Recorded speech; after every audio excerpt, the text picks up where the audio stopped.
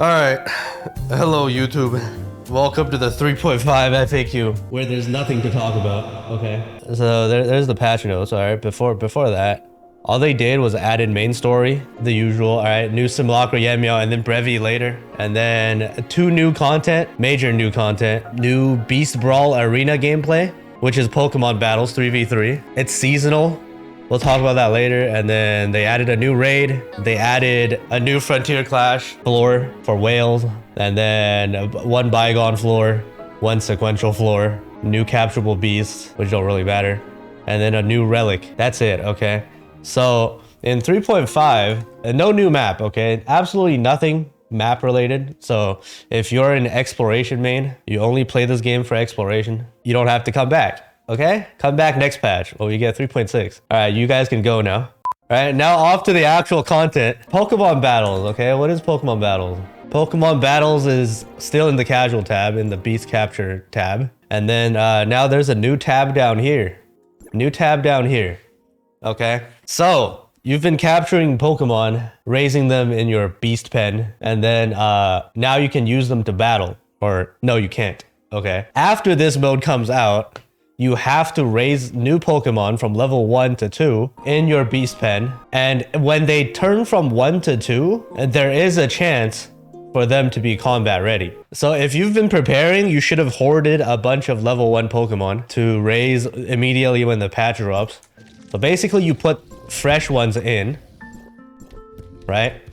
You put fresh ones in, you feed them, and then when they hit level 2, if nothing happens, they're a piece of shit, and then you can choose to release them because they won't be combat ready ever again, okay? So let's see if I'm lucky here again. We try again. This is RNG. All right, let's try again. There we go. See, when they go combat ready, that they'll evolve and then they'll show up somewhere else again. Where the fuck did it go? Yeah, here we go. They'll have this symbol saying that they're combat capable.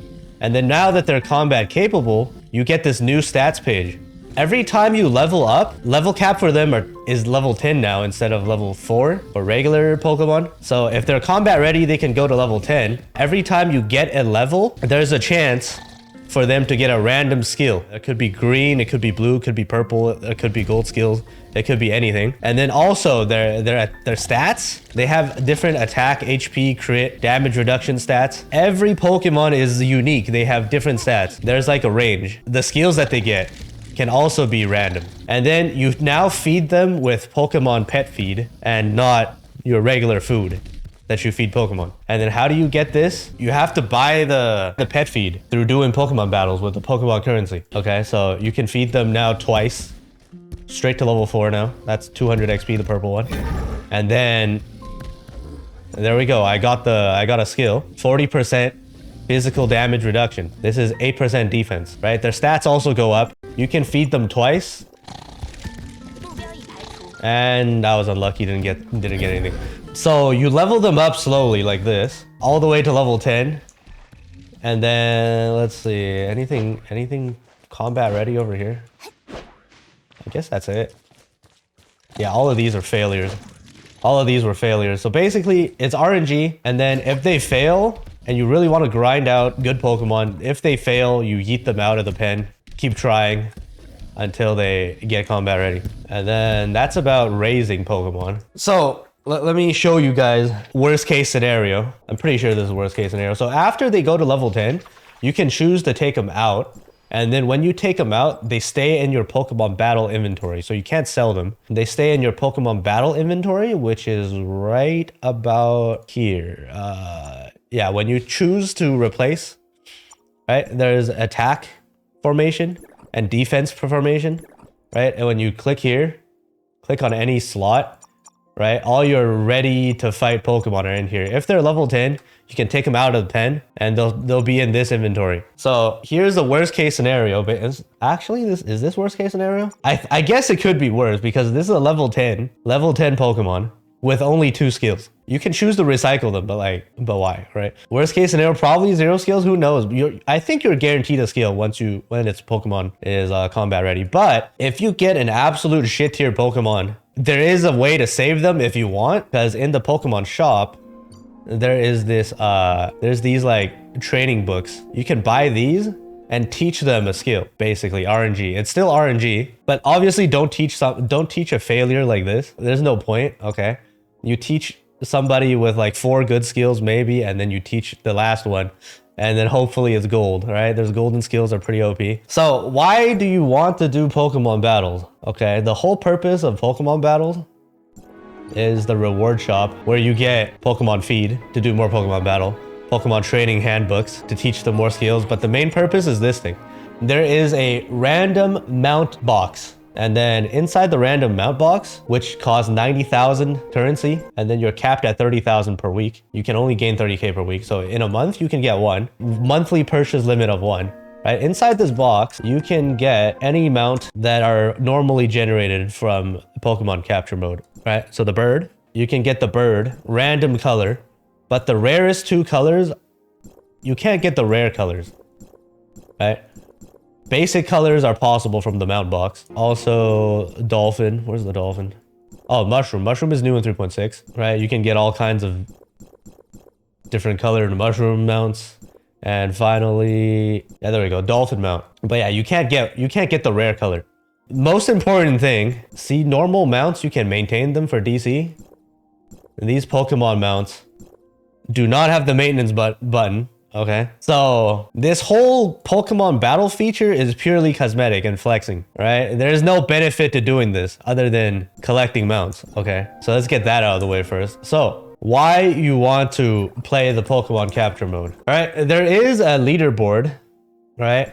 So how this works is basically if you played any other gacha game where there's PvP, idle gacha game PvP, you set up a defense team, and then other players can fight your defense team with their offense team. The AI battles it out, and if you win, you take their spot, you take their rankings. If I'm rank 166 right now and I beat this guy, I will get rank 148 and this guy will drop down to my rank, right? It's that swapping rank feature. And if I don't want to, like, I'm done, I'm pretty much done. I got my mount box. I don't really care about the ranks. There is a sweep feature. There's a sweep button right here. You just sweep the last guy. You're guaranteed to win. And you get, I mean, no, this is the amount you get for a loss, right? If you lose, you get 1K. If you win, you get 1,500. So you get 3,000 per day. You get 3 sweeps, and then you can keep up your currency.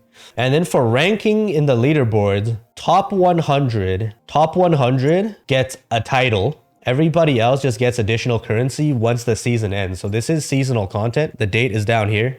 When the season ends, basically you want to be top 10. If you are top 10, if you're 1, 2, and 3, you get a title. Top 4 to 10 gets another title. Top 100 gets another title. Okay. The important thing is the mount box. If you are top 10 in Pokemon, you instead get a selector mount box. Selector mount box where you can choose the rare colors, okay? Only top 10. And then knowing how this mode works, all right, towards season end, there will be a bunch of people sniping for top 10. So this is how it works, all right? So if you really want top 10, you want to wait right before the season ends, right before the server resets, and then try to snipe top 10. That's how you get the mount box, basically. So basically, I'm kind of in the top leaderboards, right? At the top of the meta, good Pokemon pretty much consists of, there's like a couple meta ones, right? Tiger, absolutely fucking broken. This shit is your generic, does damage, does good AoE. Like, this is your, like, brain dead go-to Pokemon for damage. These foxes are really good on defensive teams. They have this invisibility skill. If they go invisible, you will lose aggro, and it'll take them like 5 seconds to get aggro back, in which time the fox will do some tornadoes and DPS. So like the fox, as long as you get defensive foxes with defensive traits, will be really good on defensive teams. So these foxes will be really good counter if you have flame resistant, right? There's elemental, chat's kind of blocking. There's elemental weakness chart. Altered is strong against Fizz, which is also strong against Altered. And then there's like this elemental cycle thing, weakness. But it don't really matter, because if you have defensive foxes, if they survive long enough till they go invisible, they will shit on it basically anything. So how do you counter foxes is with this like gray space physical dog thing, right? These guys have super fast attack speed, and obviously they're physical, so they're counter altered foxes. So if you have a very aggressive physical gray space wolf, these guys will counter foxes. This is your fox counter. Besides that, one last thing are these spiders. These frost spiders, if you build them super offensive and you run 3 of them in your team, even if they are weak to flame, right? Since the spiders will do a spinning attack right at the beginning, they will one-shot triple tigers. So this is basically the meta right now, right? You really want to be on a domain 9 beast because fox and tiger are there, and then you want to be on gray space because there's this fox counter plus spider. That's it. These are the 4 that are really good. So like people running stuff like this, like small stuff, is really bad. So let's do a match, show how this mode works. So we see fox, so we send our G wolf, right? So basically spot number 1 will fight with spot number 1, right? Those will be like, these will be the closest. So basically you just counter pick what they have, and then the rest don't really matter because these 2 don't really matter, I think. All right, let's see. Watch me lose this. All right, here we go. So you want to put like AoE stuff in the middle so they hit all 3 targets. All right, there we go.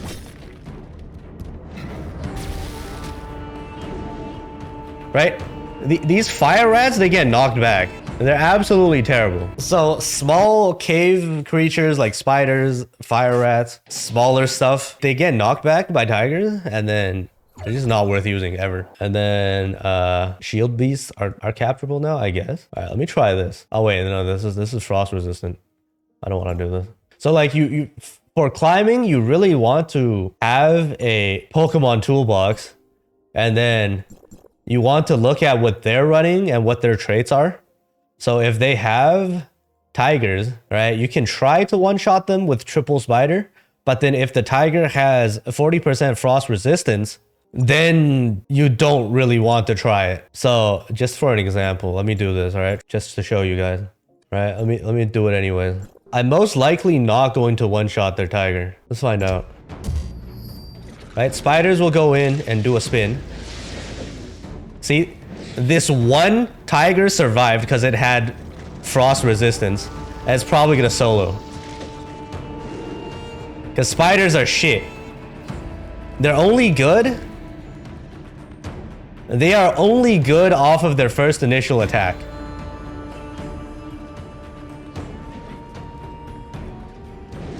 I lose, right? So spiders are super easy fast climb Pokemon if they don't have frost resistance, right? You see the top 2 got instantly clapped, but the last one had frost resistance.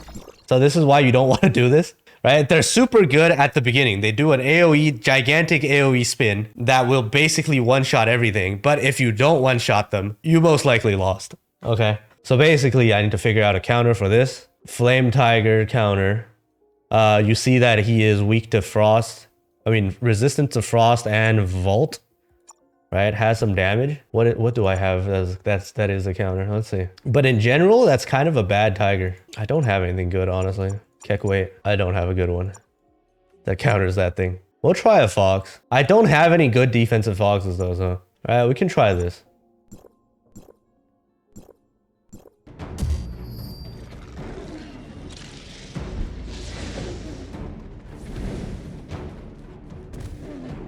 There we go, he's dead, okay? Fox good against tigers, okay? Easy clap. Right, so different Pokemon has different things. Wait, I see TZH here. Oh shit, it's TZH. I don't know, well, TZH has a lot of gold skills. Alright, a lot of gold skills. Looks very OP. This is a good defensive team, actually. So let's take a look. Right, I'll probably lose to this, right?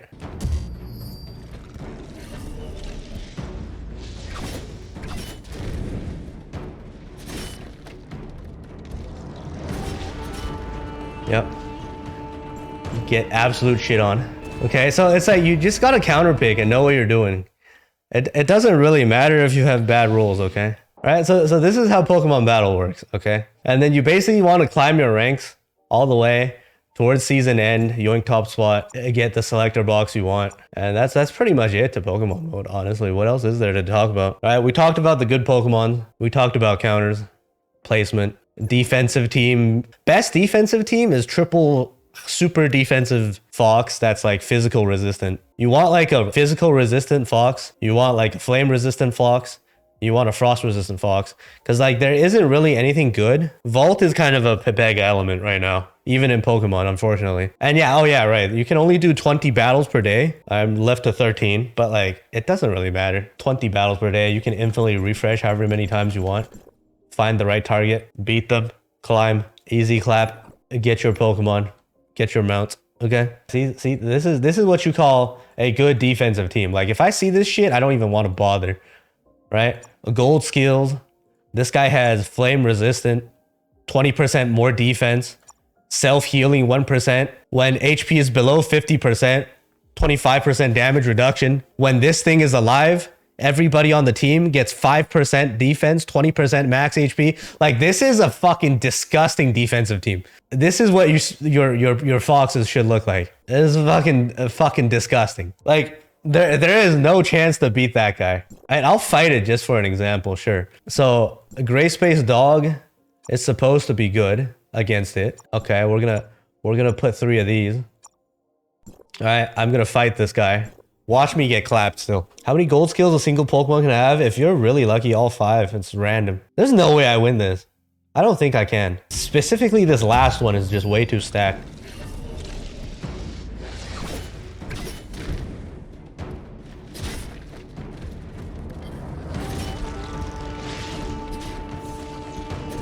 Never mind. I'm a god. So the foxes didn't manage to survive until the end. I don't know. Alright, whatever, man. Alright, good example. Pokemon mode, that's it for Pokemon mode, alright? Alright. I'm just too good, alright? That's not how it's supposed to happen. It is what it is. What's next? Alright, new raid. New raid, Prison of Execution. We'll probably do that in another video, alright? For the tryhard specific raid mechanics and shit. But the raid, as again, is going to be free-to-play doable. If free-to-play does all the mechanics. If you are not free-to-play and you're a whale on CN, people were able to clear the fucking thing, especially on CN. Not my server, but like I'm ranked 3, 2 minute 48. On the most tryhard server, people have cleared the raid in 40 seconds with a whole group of fucking whales. So basically how the team setup is you have 1 tank aggroing the boss. You have 3 DPS with 3 Fiona chaining them. And then you have 1 DPS that hops between the 2 cannons on each side to do more DPS. But if you do mechanics, which I also did with the snipers, you can clear with pure mechanics. 7 minute 46, right? Two healers, 6 tanks. It's still a thing, right? If you want to clear as a pure free-to-play, this is still doable. But the mechanics are a bit complicated, and that will be explained in a different video, okay? But yeah, the 2 cannons on each side is sufficient DPS to kill the boss if you do the mechanics. And then we'll talk about the raid later, separately. After the raid, Frontier Clash Bygone. I mean, it's the usual. Every patch we get a new Bygone floor, a new sequential floor. Cian's on floor 11 already. New Frontier Clash floor. Frontier Clash Evolved. Which one is it, actually? That doesn't really matter, okay? Plus free Yen Meow balls. That's it, all right? Let's talk about the mask, all right? Finally, we got the mask and the new battle pass, all right? I have it on CN. I have it pretty much maxed out already, all right? So the mask, if you get to 5 stars, is a permanent damage boost. It's pretty much the bubblegum relic, but it doesn't do DPS, but you don't have to recast it again. It's a permanent DPS boost at 5 stars. And then if you upgrade the mask, there will be 3 different utilities, 3 different things that'll happen, right? If you have the basic mask, it's this one. It's like League of Legends Twisted Fate selecting mechanic. This one, right?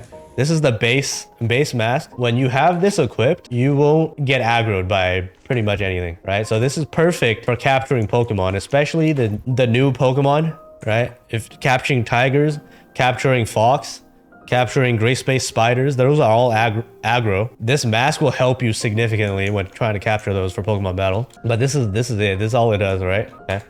And then take it off, mask off. Mask number 2, where you get the effect at 1 star. You get to see elites, right? So if you open the map right now, currently it looks like this. What the hell? What the hell? I clicked on the I clicked on YouTube Studio. If you click on the map right now, you don't see any elites, right? Nowhere besides here, because I have the perk for the statues. Right? You see a Joltville because there's the Joltville perk, but you don't see Ignisville anywhere else, right? So if I put this mask on, which is This one. Right? The moment this mask is on, I open the map, and then all the elites show up. No matter where they are. Even Ignisville. Right? This Fire Rat elite. All these elites. Every single elite is now shown on the map. And then in 3.6, there is this new field energy beast. These type of things, they will run away from you if you don't kill them fast enough. It don't really matter too much, but they show up too. They give you like pet shards when you kill them. That's about it. To perk number 2 mask. Final mask at 3-star will navigate you to chests. Okay, so let's put that on real quick. Right, this is the last one. The moment you put this on, you see, you'll like when you're near any chest, you will have this red glowing link. Right, pointing to a chest, but it also points to these garbage green ones. Right. So any password chest, any exploration chest. So like you put the mask on, you do your regular map running exploration, and then you see a link, right? That means there's a chest somewhere. You follow it, and that's a garbage green one. Again. Okay. Ignore this, right? Now it's linking to the blue one. Right? There's the blue one, and then it'll link to actual chests as well. So it should work also on supply pods. So like this is kind of useful, right? It should work outside of domain 9. All right, we can do a test. But yeah, this perk is nice to have, not necessary, obviously. Let's try here. Yeah, basically it'll link to any password chest, any supply pod, supposedly, because it works on domain 9 chests. All right, let's put this on. Right, it'll link to basically anything. There's a shit ton of password chests here. And then even these green ones.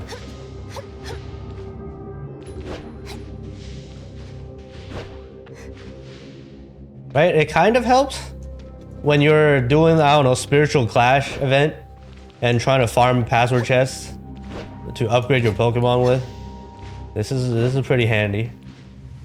Right, so if you're getting that damage boost anyways, use the fucking mask, I guess. But yeah, if you're already maxed out Bubble Gun, technically not needed. Bubble Gun still does slightly more damage in 2 minute 30 because Bubble Gun also does damage on top of the same damage boost. This one is the same damage boost, but you don't have to recast it. It's permanently on your face. But if you swap relics, it's gone. And then that's it. How to get level up shards for that thing? Battle pass. Keep swiping. Nanyin toggle. So if you have Nanyin, right, you want to float, you have to activate her first. Okay. The moment you activate her, there's a toggle right here. You can go from floating to running. Right, there's a toggle. This is probably in the game now.